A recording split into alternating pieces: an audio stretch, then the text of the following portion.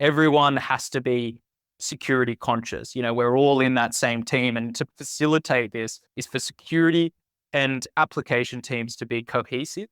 And more importantly, like on the same team, the security team are not there to make your life difficult. So it's about coming together and having that shared source of truth.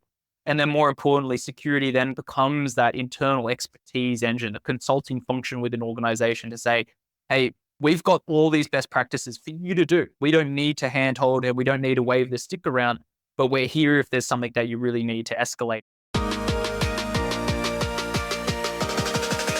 This is KBcast. Are they completely cyber As a secure? primary target for ransomware campaigns, Is it's security and testing and performance and scalability. Risk and We compliance. can actually automate that. take that data and use it. Joining me today is Matt Preswick, Principal Solutions Engineer from Wiz. Wiz is the company that everyone has been talking about, including myself. A few interesting comments about this company is their approach to cloud security drove Wiz to 100 million ARR in 18 months. Today, at 3.5 years old, Wiz has 350 million in revenue, a 12 billion valuation, and recent round of funding reaching 1 billion, making it the world's fastest growing cybersecurity unicorn. So today, we're discussing democratizing cloud security.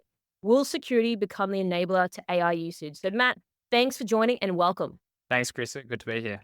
So you guys are the company that people are talking about, which is why I want to get you on the show. So let's maybe start with your thoughts then, Matt, on democratizing cloud security. Like, what do you sort of mean by this?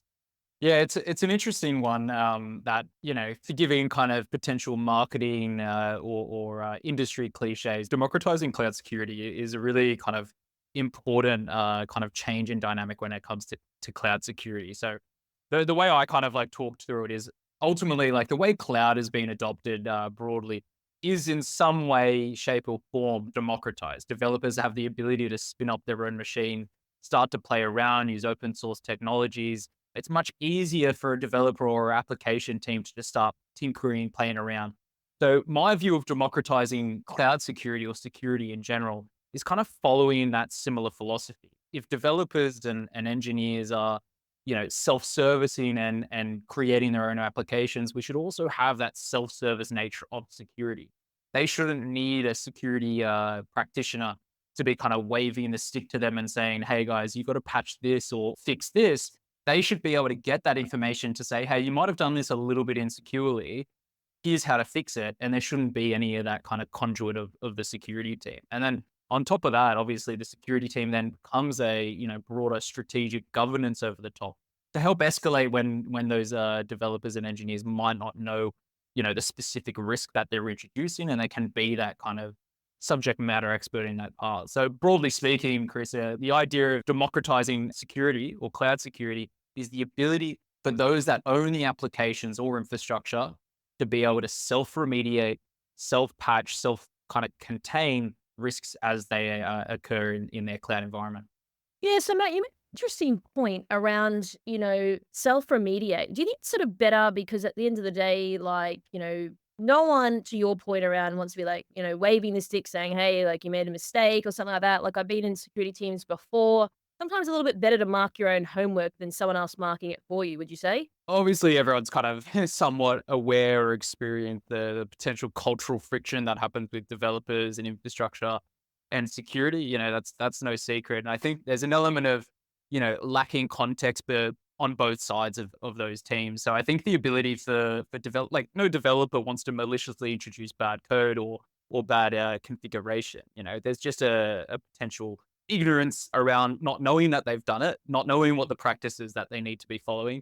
So the ability to self-remediate, it removes that potential friction that's introduced when you've got someone telling you what to do and telling you kind of how to do things better. So I view self-remediation and self-service, particularly for, the base level, the simple stuff, the classic, everyone makes these kind of, it just turns into a culturally more synergized operation. And then more importantly, from a business value perspective, you've got much faster velocity. You've got developers that have the ability to remediate in a fast time, focus on building securely, and therefore be able to ship faster. And then when you've got them spending time on security, they're having the most tangible reduction in risk in terms of when they're spending time outside of developing and optimizing their application. So that's one of the other broader benefits of going down that self-remediation path is essentially you've got it integrated, the security in a security mindset in terms of development. So I want to ask a really basic question because I mean, I speak to a lot of people on the show, but just generally in the market would be, what do you think people sort of get wrong about cloud security?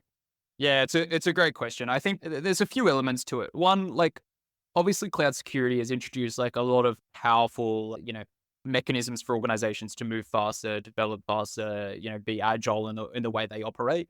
And it's abstracted a lot of, on-prem philosophies that I don't want to say are redundant, but certainly less relevant.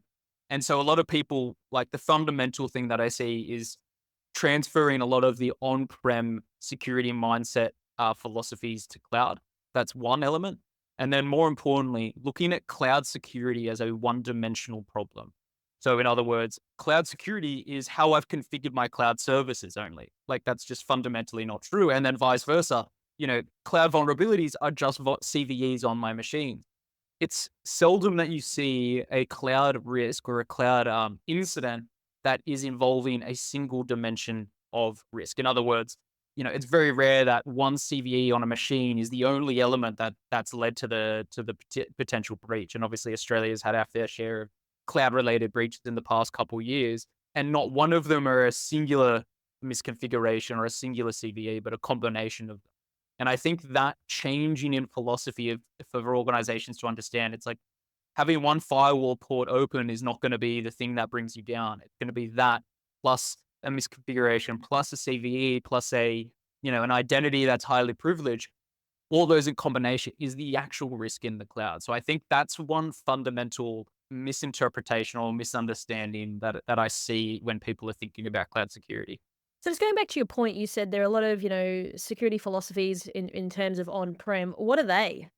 I used to work in a kind of more network security, which was applicable for both on-prem and cloud. But one of the things that they would do is, you've got your perimeter, you've got your kind of moat around you, and regardless of if you configured your VMs on the inside to be, you haven't patched them appropriately, or you might not have, you might have some like host misconfigurations and things like that. At least you had the assurance that from a perimeter perspective, you've got everything locked down. You've got a firewall that you can be so specific about what could be inbound and outbound. You had that reassurance that yes, we might not have, the cleanest operation inside of the castle, but we know our walls are pretty locked down. So I think that's a philosophy that I see many organizations going to the cloud thinking that you can have that maintained view. Like another one is, internal reconnaissance on-prem when you've got a threat actor moving laterally is really like, typically a longer exercise than what we see in the cloud. They've actually got to work out and investigate, okay, what can I jump from here to here? I see this in an internal IP. In the cloud, internal reconnaissance is easy because all of the application or like the API endpoints for a cloud service, they're publicly documented. So what we see is as soon as they've broken that first part, they run a script that says, okay, I want to see all these permissions that I know that AWS or the other clouds provide.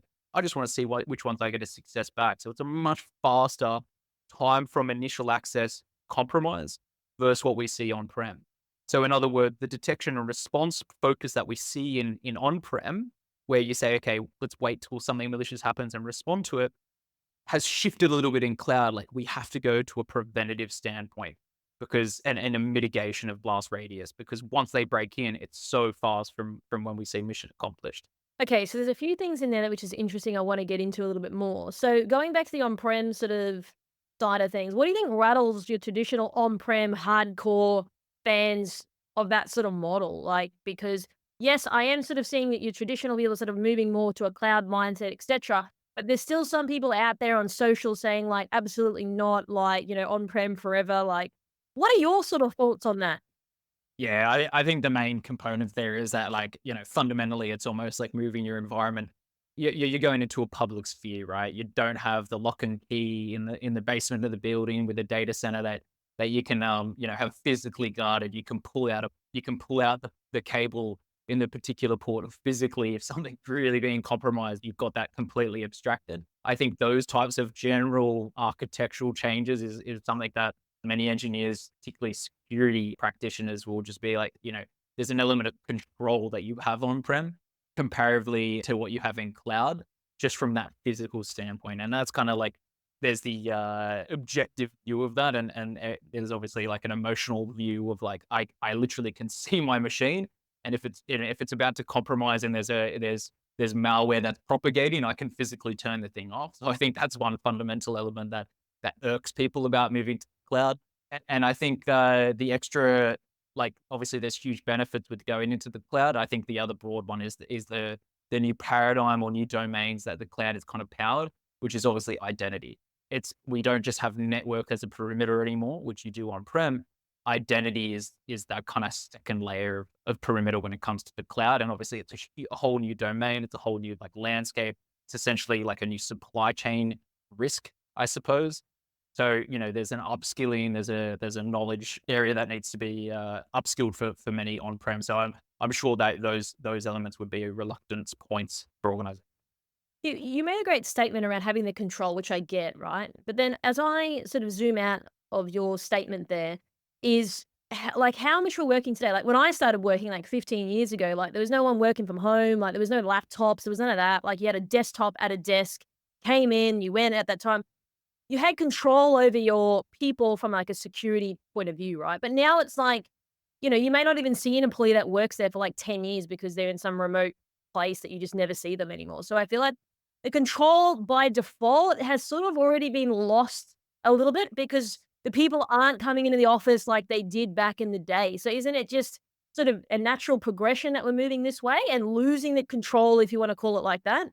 Yeah, yeah. I think with any of these evolutions, Chris, there's always going to be that kind of, reluctance to do it, but the train's left the station here. There's kind of no going back. The obvious benefits of moving to cloud are there. The operational kind of efficiency and development velocity that you can gain in this it's too good to kind of hold back. So I agree that, and from what I see in the market, particularly in Australia and New Zealand, for example, is most organizations are either fairly heavy in the cloud, accelerating very fast in their migration, or certainly having like pretty core strategic initiatives to be moving to the cloud primarily for those reasons. So going back to your comment before around it's faster to do internal reconnaissance. So would you say most people sort of understand that? Or is that again something that perhaps people get wrong about it? Like you mentioned before, like you write a script, hey, here's everything. Like that's a lot quicker process than perhaps an Yeah. on-prem sort of approach. Yeah, I think people still fundamentally misunderstand a lot of the cloud native type threats that we're seeing. A lot of the fundamentals are the same, of course. Break in, get to the sensitive data. The high level stages of an attack. Whether you follow like the classic NIST stages of an attack, they're still all there. But the methods or the how of what threat actors are doing has fundamentally changed. They're leveraging the cloud native endpoints and services. They know how to navigate them efficiently. Cloud keys, and secrets. These are core mechanisms that we're seeing threat actors use. And then you start to layer in AI. And I'm not talking about like AI-driven threat actors that are kind of enumerating things, but just knowing how to like potentially compromise AI models and do isolation breakouts and things like that. Threat actors are aware of these. And so once again, fundamentally, the stages and objectives are more or less similar, but the mechanisms have changed quite a lot. And therefore, our security strategies from a preventative standpoint need to shift a little bit as well. So I think in terms of market, like obviously there's a lot of good knowledge around it.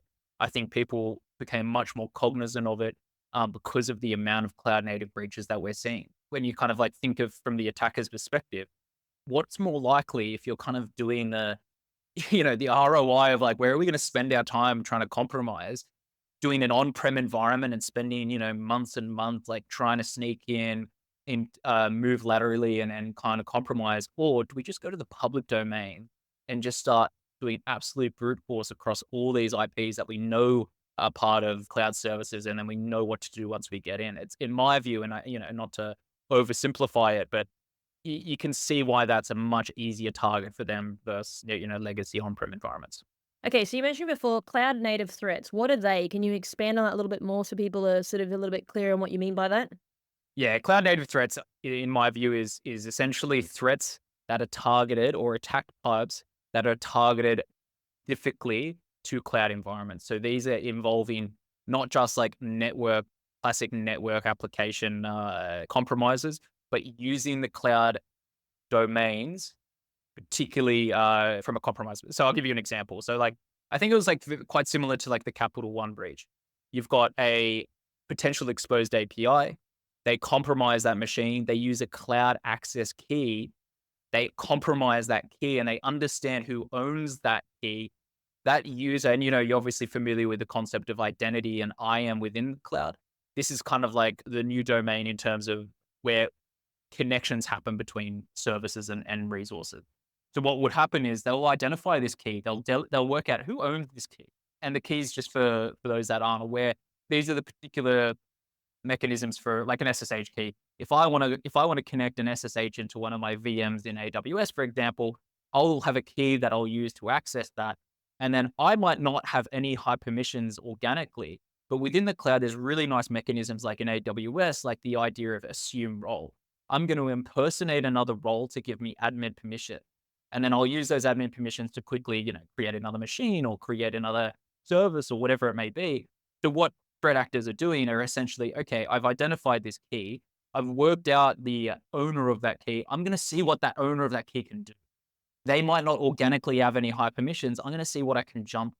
And that's what I mentioned with that fast internal reconnaissance, because all of those API endpoints that you can use in the cloud in AWS or GCP or Azure, you've got that all publicly documented. And then they can quickly go, okay, this user can assume this role. Okay, what does this role do?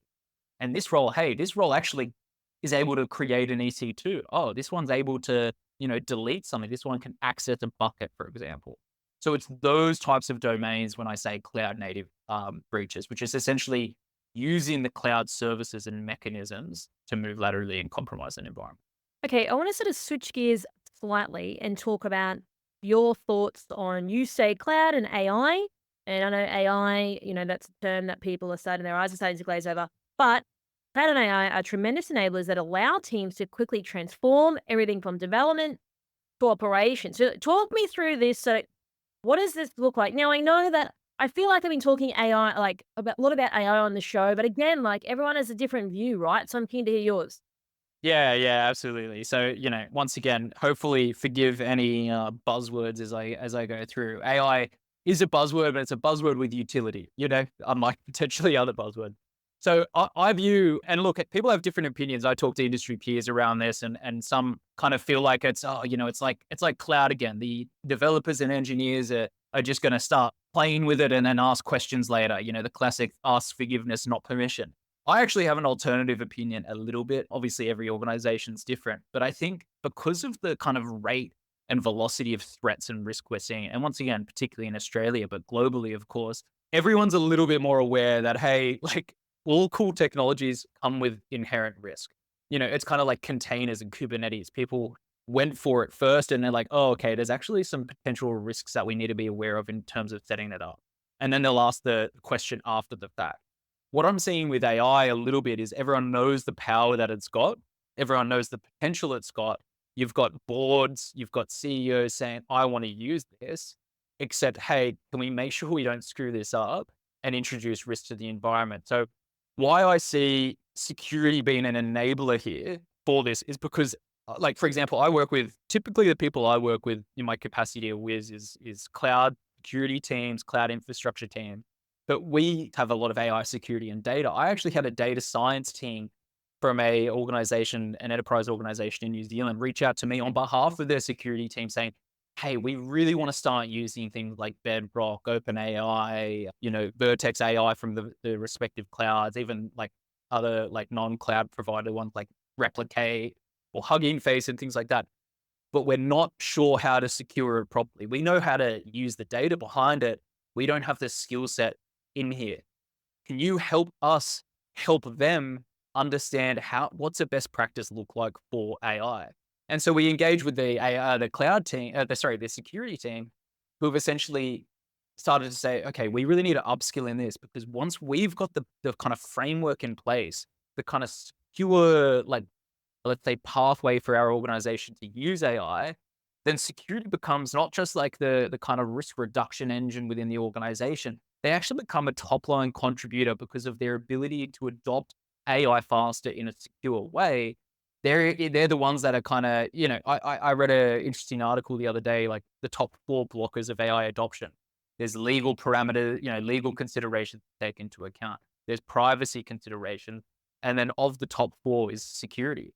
And if you don't have the knowledge to do that security of those AI services and the data underpinning it, then you're going to be much more reluctant in adopting it. So that's where I see, if I'm leading a security team right now, I would be going up to my kind of board and C-suite saying, hey, I've got the parameters in place.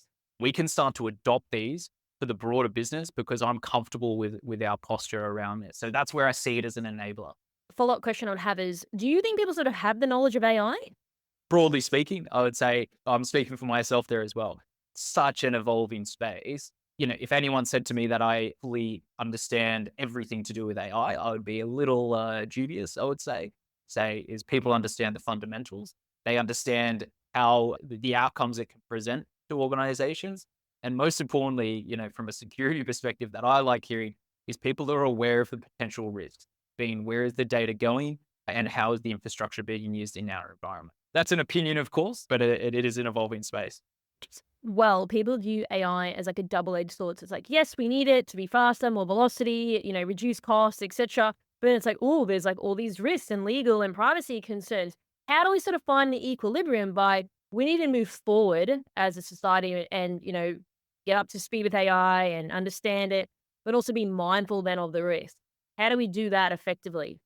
Yeah, it's a good, like, I'm an optimist at heart in the sense that I think the outcomes of AI, there's some doomsday type rhetoric around and things like that. I don't share that opinion so much, but more or less, I think the way to navigate that is to do things in a strategic, not completely. You're never gonna have zero risk whenever you're testing anything, but in a reasonable and risk friendly way. In other words, let's not just bring in an AI service into our production and start using it as our big data querying set because we just want to see what it can do. Like, make sure you're going through the classic, some of the classic development philosophies of, proper sandbox testing, UAT, non-production testing, and then start to go into production and make sure you've got the appropriate disclosures to customers that, hey, this is an opt-in service to start with. We're going to start to use these particular, AI services potentially. But certainly you don't want to get bogged down in analysis paralysis of, oh, but what about this scenario? What about this scenario? You want to keep moving forward, as you mentioned. So I think there's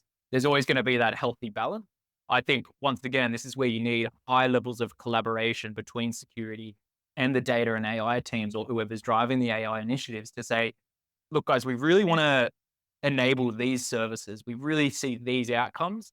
Let's not do the reactive standpoint of like, hey, we've built something and then security conceding whatever system they're using. Hey, you've just exposed this and this, you've opened up this data or whatever. Security should be early on in the design discussion. They should not be after the fact in terms of when these applications are being built. So what would sort of happen if companies were like, no, I'm not really keen on AI. Maybe they're conservative in their approach, see it as massive risk and they just don't adopt it. What do you think sort of happens to those companies? I mean, it's obviously going to depend on business to business. There's probably some business operations that, AI is nice for periphery services. It's not going to help our core business. That's fair enough. They don't need to adopt it. I think it's each their own. To some extent, I wouldn't say by any means. It's kind of like cloud, and other more and other emerging technologies over the last kind of decade or so. Just because you haven't adopted them doesn't mean you're going to fall behind. You could be a classic brick and mortar business that it just didn't make sense for you. Any company that doesn't take AI is going to lose out and be defunct in 5 years' time. And that's a great point. Like, going back to like the hype cycle around it, potentially going to be a lot of toil in terms of wasted design operations because everyone was so hyped up. It's going to solve all our problems. There's going to be fundamental business decisions around, this actually is not going to make a process more efficient. We're not going to get the customer experience that we thought we would. The AI is actually being detrimental to our customer experience, and we maybe jumped at this and didn't do the appropriate testing ahead of the time. But once again, it's really hard to say. I think it's just a organization to organization decision, and I'd be focusing on not like how cool is this tech, but what's the actual outcome that in theory this would deliver before kind of diving in broad AI initiative. Do people think like that though? Like, what's the outcome? Like, what do we get from this? I mean, it's a great point, right? That's why I sort of, I love running this show. Like, what do we get from all this stuff? Do you think people just get lost in the technology, the capability, rather than, well, if we adopt this, what do we get from it? Do you think sometimes as technologists, people like yourself live and breathe it, perhaps maybe, I wouldn't say get lost, but perhaps, things are a little bit tainted perhaps on your viewpoints? Yeah, I think we're always at risk of being in the bubble of our domain, and whether you're an engineer or whether you're an executive, I think you've got very different views, and you're obviously kind of like the product of your environment. So like engineer-led organizations might say, "Hey, this is the coolest new tech. Let's start playing around with it," and they spin up some project that doesn't deliver any, without even speaking to a customer, for example. What's the actual customer outcome here? Like, are their lives going to be changed enough for it to justify the bottom line kind of thing? That being said, experimentation, R&D is still, super important for every organization. And I understand and appreciate that, you're not going to have like the defined outcome when you kick off a project. But I think it's a mixed career. So like I primarily work with organizations in Australia and New Zealand, where we've got a team dedicated to experimenting. They're literally spun up to like look at emerging technologies, and that's great if you're an organization of that scale to do so. But I think if you're a more lean organization, you've got to be collaborative, break out of your silo in terms of, the data and AI team. Hey, I'm going to talk to security and see if there's anything that they may benefit from this initiative that we're driving, and then spreading around and saying, do our customers actually need this? Is this going to make a tangible difference? Our top line and of course bottom line as well. So once again, it's a organization to organization question. I think there's a healthy balance that needs to be had, but I'm an outcome driven person typically when you start to spin cycles on projects of that magnitude. You know what I mean? So going back to the knowledge side of things, now I've got a lot of people that come and talk to me and they ask me a lot about like, AI and security, et cetera, executives. So how can people who perhaps are like, well, we need to get a little bit more knowledgeable on this and start to look into it in a way that makes sense, like calculated risk, right? Not just diving headfirst and seeing what happens. How would you sort of approach people to address that within their company? Yeah, one of the things, like, I hope I'm not coming across as like a fear monger in terms of AI. The beauty of AI in a lot of ways, it fundamentally, kind of going back to my earlier point around like cloud, for example, the fundamentals haven't changed. I had a executive say to like a CTO say to me the other day, effectively, my view of AI is it's a good opportunity for organizations to say, hey, and particularly security leaders, to say to the non-security parts of the business, if we want to, as an organization, adopt AI more, it's a good opportunity for them to say, hey, well, let's eat our vegetables a little bit here. Let's get the foundational setup of our cloud environment up, because once again, as I mentioned, we're not reinventing the security risks here. I look at AI as just another platform, an extra platform on top, where effectively you've got to make sure you've got the underlying infrastructure. So you have to have visibility. You have to have the visibility of the services that you're using, as well as what compute they're running on. And more importantly, you've got to have technologies in place that can say, you've misconfigured this. This is public. This has a high privilege attached to it. It's got sensitive data. It's nothing new that AI is introducing. It's the fundamentals. So I think these are the kind of levers that security leaders can use to help with that AI adoption. Okay, so I want to zoom out a little bit more. And as we know, you live in Australia. Now, Australia has its fair share of breaches over the last recent years. So maybe talk me through how you've seen the threat landscape change. I'm keen to get into this.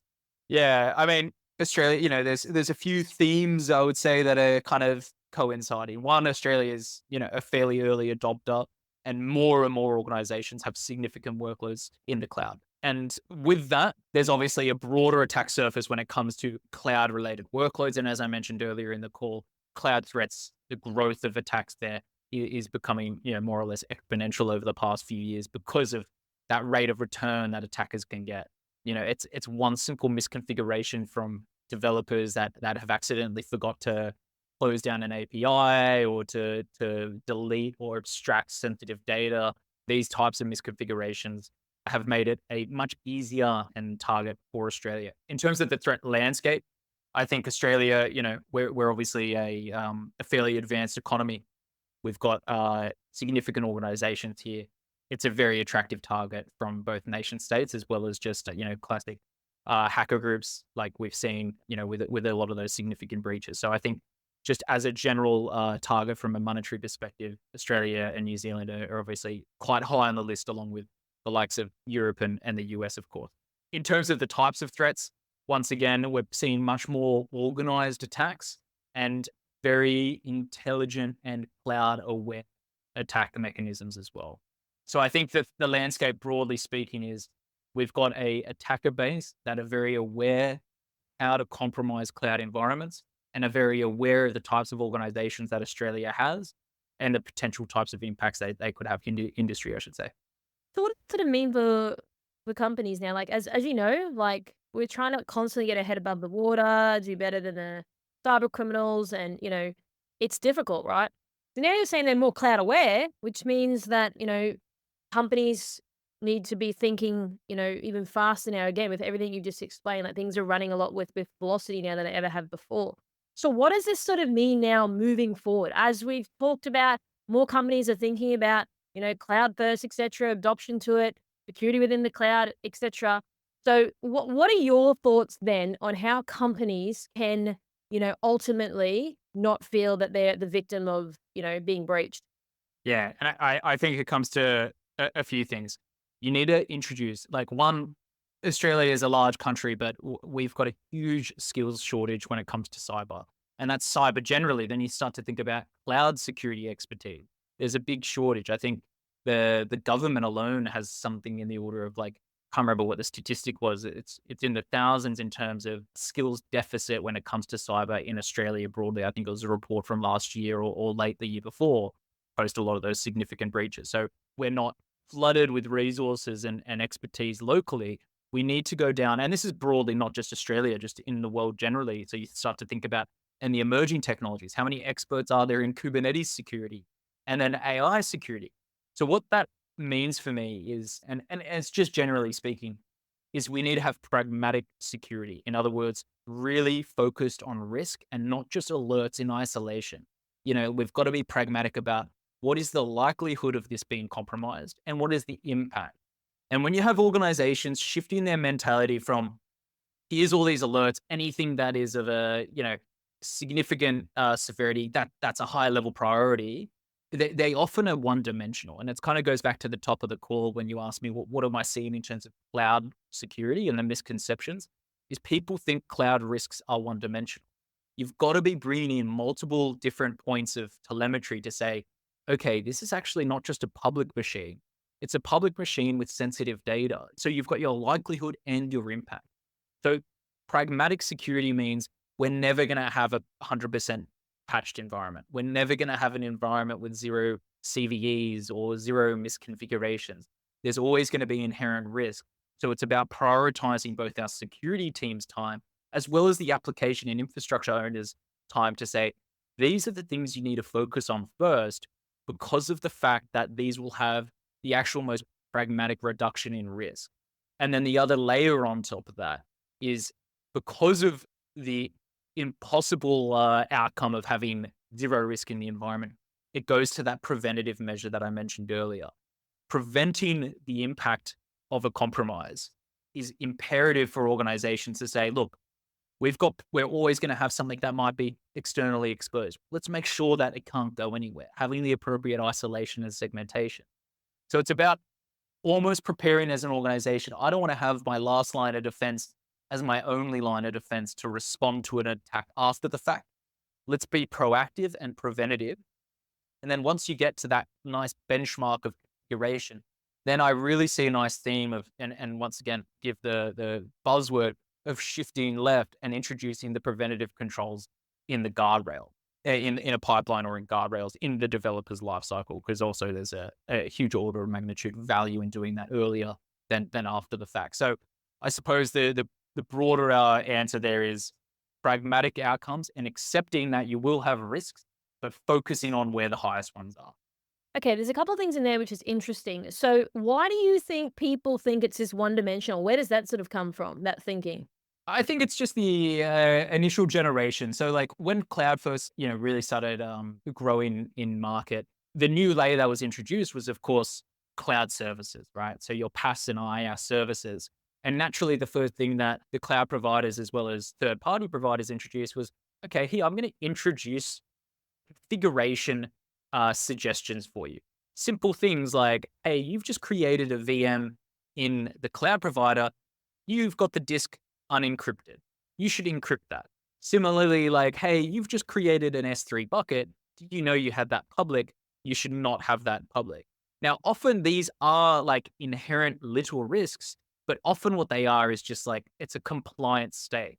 So what they would do is, and there's like the classic example of, a VM with a public IP address in the cloud, you'd be forgiven to think, hey, this machine is public.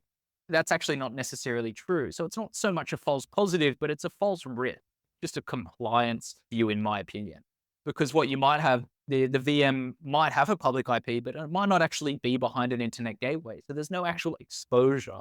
And then you see the broader impact. If you send that to a developer saying, hey, you've got a public machine, they'll say, no, I don't. It's not behind anything. And then that's where the friction starts to be introduced a little bit with those teams. Whereas if you go down the other path of like, regardless of whether it's got a public IP, hey, I can prove that this is reachable through the entire infrastructure point. There's multiple dimensions to that. So therefore, it's a real risk opposed to that. So I think it's just a natural evolution to go back to your original question. Why do people think it's one dimensional? It's because that was the tooling that was first introduced when it came to clouds. How to configure things correctly opposed to looking at the other elements, such as like, what about the identity that's attached to it? What about the data that it can read? The blast radius, the exposure. So I think it's just a maturity of the market in changing from that mindset. I'd touch on quickly around the preventative side of things. You're right. Like, with all the cybersecurity strategy, et cetera, the government's coming out and saying companies are saying that. The part that gets me though, Matt, is when a company's been breached, it's like, oh, well, we did everything we could. Well, obviously you didn't because there's a breach. So are people taking it seriously though? Because anyone can say, I work in media, right? It's always going to be, we've got to get the best image out there. And I can say that because I am asking organizations for statements post their breaches. Okay. And some of the pushback I've had is part that really gets to me is me asking like, oh, we're going to share about, our failures. I've asked, people don't want to share. So I don't know where this whole theory is about sharing and letting other people know. That's false. People don't want to talk to me when I've asked them the questions. I'm seeing a shift, hopefully, in the industry a bit about sharing those best practices. I think people are, there's always going to be that natural stress and anxiety that comes after a significant breach. And obviously people are reluctant to admit potential fault. Once again, it's whether it's a conscious error or whether it's an unconscious error that they've made, in the fundamental setup of their infrastructure. I tend to agree with you. I think a sharing between organizations, particularly giving like, and many organizations have done this well, doing like a really clear post-mortem of what did we do wrong? And here are the things we learned from it. So other organizations don't repeat the same mistakes, I think would be great. But it's an evolving industry, and hopefully organizations, become more comfortable in admitting potential errors, and the broader industry is better for it. I will say there's many groups that I've joined, whether it's CISO groups or general security practitioner groups. And often in these discussions, it really does become quite a healthy conversation of like, hey, we really screwed this part up. I really recommend doing X, Y, and Z. It really helped our operation. So I am seeing, particularly in a lot of the conversations I'm in, Carissa, that organizations are becoming more willing to share their best practices as well as their potential faults. So Matt, do you have any sort of closing comments or final thoughts you'd like to leave our audience with today? I'm really optimistic about the industry. I think certainly across, the clients that I work with in my capacity at Wiz, is I'm seeing a really nice shift of organizations, particularly at that executive level, who really need to be the ones kind of driving these initiatives to bring these teams together. Security, everyone's in security. Everyone has to be security conscious. We're all in that same team. And to facilitate this, what I'm seeing to be a really healthy way to do it is for security and application teams to be cohesive. And more importantly, like on the same team, the security team are not there to make your life difficult. So it's about coming together and having that shared source of truth. And then more importantly, security then becomes that internal expertise engine, a consulting function within an organization to say, hey, we've got all these best practices for you to do. We don't need to handhold it. We don't need to wave the stick around. but we're here if there's something that you really need to escalate. So one of the things I suppose, just to summarize, is I think the shift, particularly with cloud and AI, I think is going to be a real driver for the type of culture within organizations, is for security to be part of those early stage application and application infrastructure design cycles. And therefore, they're going to be able to build faster with security embedded, meaning that you've got a much more efficient way and you don't have to kind of stop the whole show to patch an incident, but you can prevent it in an earlier way.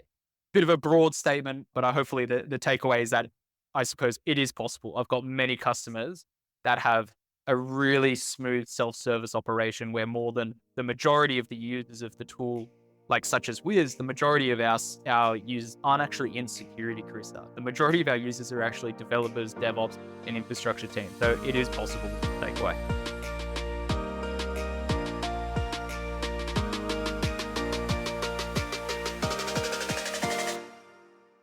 This is KBcast, the voice of cyber. Thanks for tuning in. For more industry-leading news and thought-provoking articles, visit kbi.media to get access today. This episode is brought to you by Mercsec, your smarter route to security talent. Mercsec's executive search has helped enterprise organizations find the right people from around the world since 2012. Their on-demand talent acquisition team helps startups and mid-sized businesses scale faster and more efficiently. Find out more at mercsec.com today.